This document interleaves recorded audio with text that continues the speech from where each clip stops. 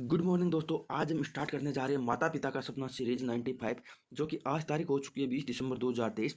और 20 दिसंबर 2023 के most important जो करंट अफेयर के क्वेश्चन है, वेरी इंपॉर्टेंट जो साबित होने वाले हैं, उनके बारे में हम डिस्कशन करने।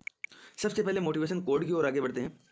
पीठ हमेशा मजबूत रखनी चाहिए, क्योंकि शाबाशी और धोखा दोनों ही पीठ पीछे ही मिलते हैं। दोस्तों, क्या शानदार मोटिवेशन कोड है कि पीठ पीछे ही धोखा मिलता है और पीठ ही तपतपाई जाती है सफलता मिलने पर। अगर आप सफल हो गए तो आपकी पीठ थपथपाई जाएगी, और आप असफल हो गए तो आपको धोखा मिलेगा। इसलिए आप मेहनत पे मेहनत करते रहो, लगातार मेहनत करते रहो, और जो आप सफलता पाने के लिए 80% मेहनत कर रहे हो उसको 100% लगा दो।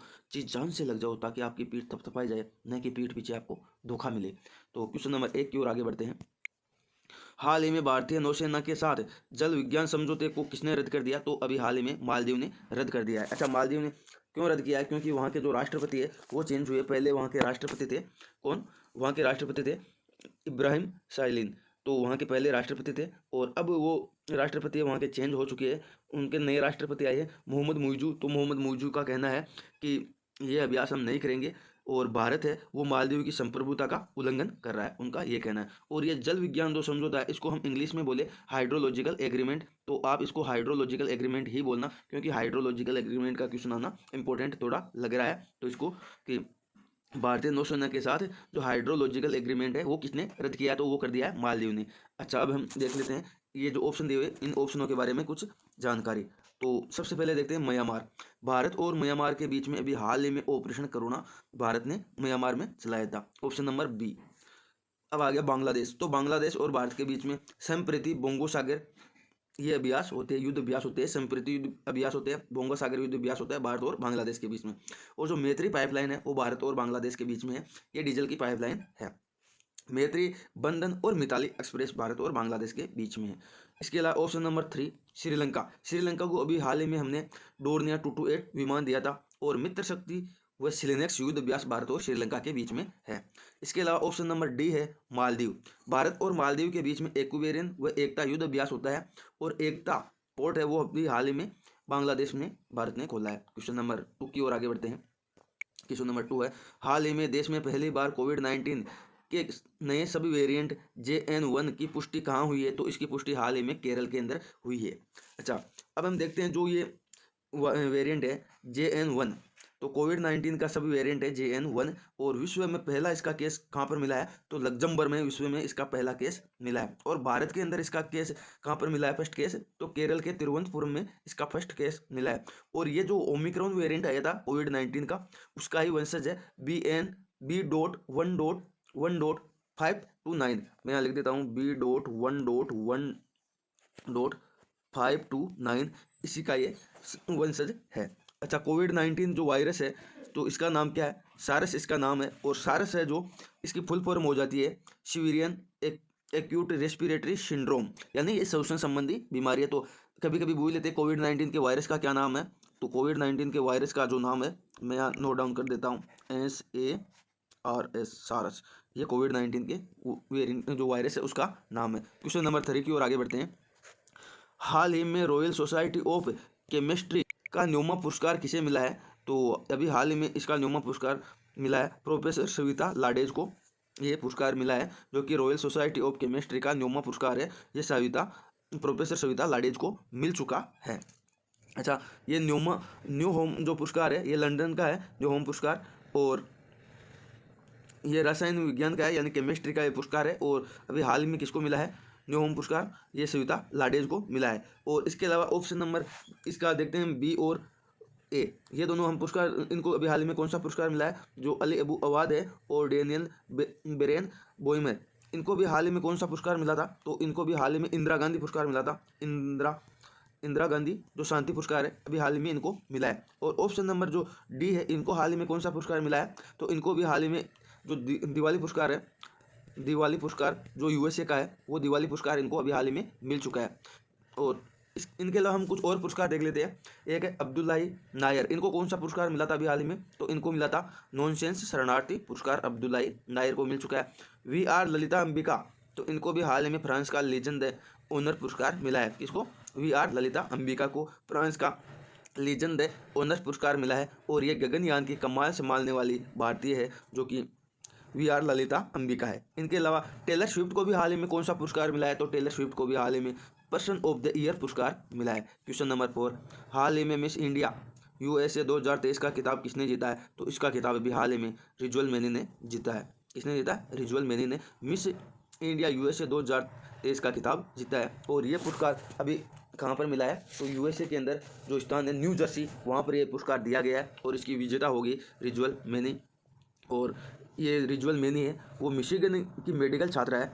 कहाँ की छात्रा है? मिशिगन की मेडिकल छात्रा है जो कि ये है रिजुअल मैनी। अच्छा, क्वेश्चन नंबर 4 का ऑप्शन नंबर ये जो 3 है, सनेया नाम्बियार, इसको कौन सा पुरस्कार मिला है अभी हाल ही में, तो इसको मिला है मिसेज इंडिया का पुरस्कार। अभी हाल ही में इनको मिला है, किसका?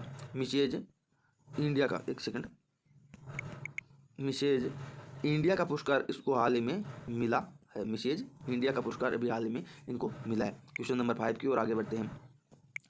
हाल ही में 8वां ब्रह्मपुत्र वैली फिल्म फेस्टिवल कहाँ आयोजित हुआ है, तो ये अभी हाल ही में आयोजित हुआ है गुवाहाटी के अंदर, जो कि 8वें क्रम का है। और ब्रह्मपुत्र वैली फिल्म फेस्टिवल है गुवाहाटी असम के अंदर आयोजित हुआ है, 8वें क्रम का है। उत्तर पूर्वी भारत में फिल्म निर्माता को बढ़ावा देना, यानी उत्तर पूर्वी भारत के अंदर जो फिल्म बनाने वाले निर्माता है, एक्टर्स है, उनको बढ़ावा देना इसका मकसद हो गया। और ये 14, 15, 16 और 17 दिसंबर को आयोजित हुआ है फिल्म फेस्टिवल, 8वें क्रम का है, आपके सामने है। और इसकी शुरुआत यहाँ से जो कुप्पी नाटक है उससे इसकी शुरुआत होती है। क्वेश्चन नंबर 6 की ओर आगे बढ़ते हैं। हाल ही में भारतीय वायुसेना ने कौन सी स्वदेशी वायु रक्षा मिसाइल प्रणाली का सफल परीक्षण हुआ है, तो ये हुआ है समर से, इसका हुआ है हाल ही में सफल परीक्षण। किसमें हुआ है? समर से हुआ है। तो क्या है कि दोस्तों अभी हाल ही में भारतीय वायुसेना ने जो समर है स्वदेशी वायु रक्षा मिसाइल प्रणाली का सफल परीक्षण किया है। ये एक क्या है? प्रणाली है, जो सिस्टम है। समर क्या है? एक सिस्टम है और इसके ऊपर ब्रह्मास्त्र, जो इसके ऊपर 2 आकाश मिसाइलें आपके सामने है, ये देख लो, आकाश मिसाइल 2 तैनात की हुई है। और ये क्या है? एक समर जो प्रणाली या सिस्टम आप बोल सकते हो, ये सुनिश्चित करता है कि सतह से सतह पर जो भी वार करने वाली मिसाइल है, वायु रक्षा प्रणाली है, उसमें जैसे कि यहाँ पर चीन है और ये चीन यहाँ से मिसाइल छोड़ रहा है हवा के अंदर, तो ये यहाँ से जो सिस्टम है अपनी इस मिसाइल को छोड़ देगा, आकाश मिसाइल को, और ये सरफेस से जाएगी हवा में और यहाँ पर ही इसको मार देगी, यानी इसको ख़त्म कर देगी। और इसकी रेंज कितनी है, तो इसकी रेंज है 25 से 30 किलोमीटर तक इसकी रेंज है। कितनी रेंज है इसकी? 25 से 30 किलोमीटर तक इसकी रेंज है। और ये जो सिस्टम है, कौन सा सिस्टम? Summer system. इस समर सिस्टम की एक खासियत है, एक साथ ये 4 लक्ष्य को भेद सकता है और विश्व का पहला देश इसके अंदर भारत बन चुका है। अच्छा, इसके अलावा हम कुछ और देखते हैं। तो ऑप्शन नंबर 1, ये किसका सिस्टम है? आयरन डोम। तो आयरन डोम है इजराइल का। ये किसका सिस्टम है? इजराइल का। ये किसका सिस्टम है? इजराइल का सिस्टम है आयरन डोम। इसके अलावा जो थर्ड, ये आप देख रहे हो थर्ड, ये किसका है? ये है USA का सिस्टम है थर्ड। और इसके अलावा हम कुछ और भी देख लेते हैं। तो थर्ड के बाद में आ गया S-400। तो S-400 ये किसका सिस्टम है? तो S-400 जो सिस्टम है, ये सिस्टम है रूस का है S-400 सिस्टम। अच्छा, इसके अलावा देखते हैं भारत की कौन कौन सी मिसाइलें हैं। तो अग्नि है, जैसे कि आपको नाम याद रखना है, मैं पहले लिख के ले आया हूँ क्योंकि टाइम लगता है लिखने में। तो पटना आपको याद रखना है, पटना बिहार की राजधानी है। और पटना से मैं आपको याद कराऊंगा अपनी जो 5 मिसाइलें हैं वो। पी से आ गया अग्नि, पी से आ गया पृथ्वी, ए से आ गया अग्नि, और टी से आ गया त्रिशूल, एन से आ गया नाग, और ए से आ गया आकाश। जो त्रिशूल, नाग और आकाश, ये तो एंटी टैंक मिसाइल है भारत की। और पृथ्वी और अग्नि है, ये सरफेस टू सरफेस वार करने वाली भारत की मिसाइल है। सरफेस टू सरफेस यानी सतह से सतह पर वार करने वाली है। और त्रिशूल, नाग, आकाश, ये है anti tank missile. Question number 7 की ओर आगे बढ़ते हैं।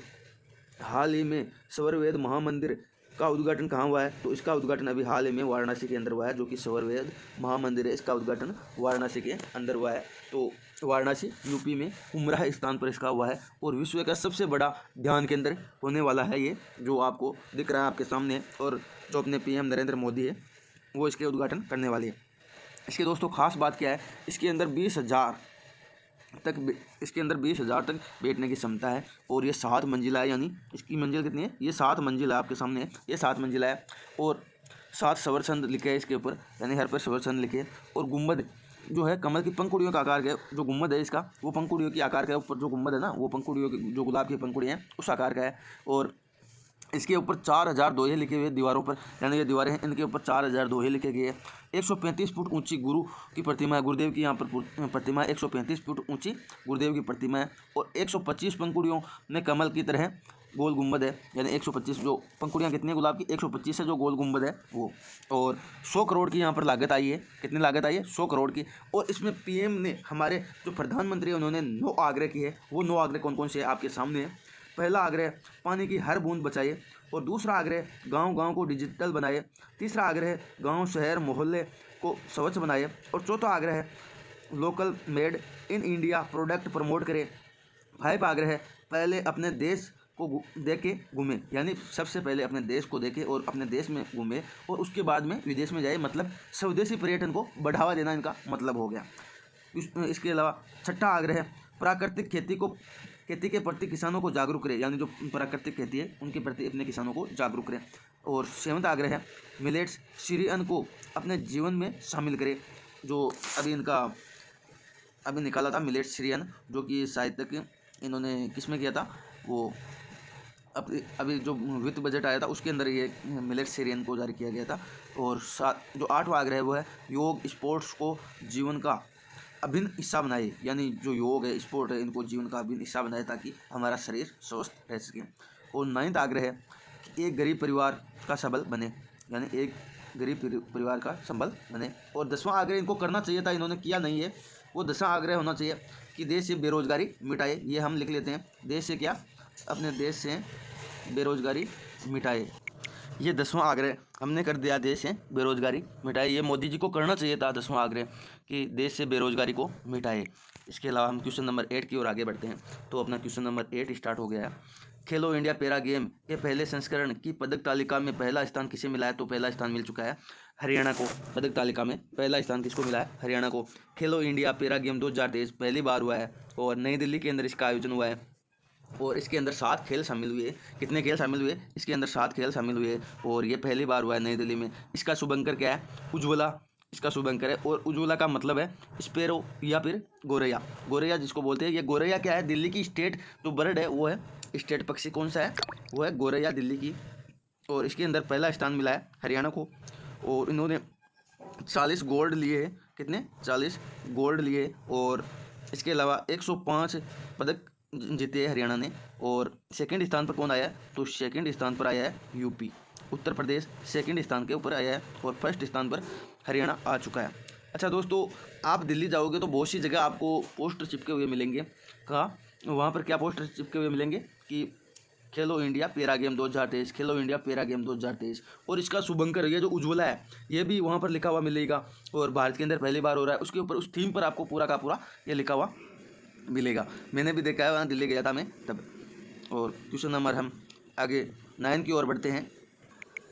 क्वेश्चन नंबर 9, हाल ही में रोम स्थित UNIDROIT की गवर्निंग काउंसिल में भारतीय महिला कौन है?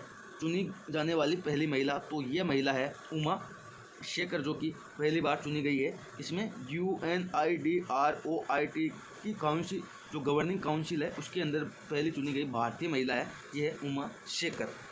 अच्छा दोस्तों, अभी हाल ही में क्या है, जो UNIDROIT है, इसकी स्थापना कब हुई है? इसकी स्थापना हुई है 1926 के अंदर इसकी स्थापना हुई। इसकी स्थापना कब हुई है? तो इसकी स्थापना हुई थी 1926 के अंदर इसकी स्थापना हुई है। और रोम इटली के अंदर इसका हेडक्वार्टर है। कहाँ पर है? रोम इटली के अंदर इसका हेडक्वार्टर है। और गवर्निंग जो काउंसिल है, इसकी पहली महिला बनी है वो उमा शेखर बनी है।